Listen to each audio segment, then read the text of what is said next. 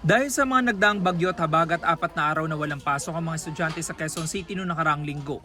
Kaya para sa grade 4 student na si Richmaine Aizon at kanyang nanay ni si Robitesa, pabor silang magkaroon ng makeup classes. Kung para sa pangkalahatan, oo, kasi syempre maraming na-miss na lessons yung mga bata because of the suspensions. Kaya okay naman po. Okay naman po, para mas madami ako matutunan. Ganyan din ang tingin ng mag-inang Apple at Joseph. Pabor po ako. Para mapunan po yung mga araw na hindi po nila napasukan. Kasi para matuto. Ang ilang magulang pabor din sa makeup classes. Pero hiling nila, huwag sana itong gawin tuwing weekend. Mag-extend na lang siguro ng 2 hours para sa makeup class kasi syempre 'di ba, sa mga na-miss nila na klase.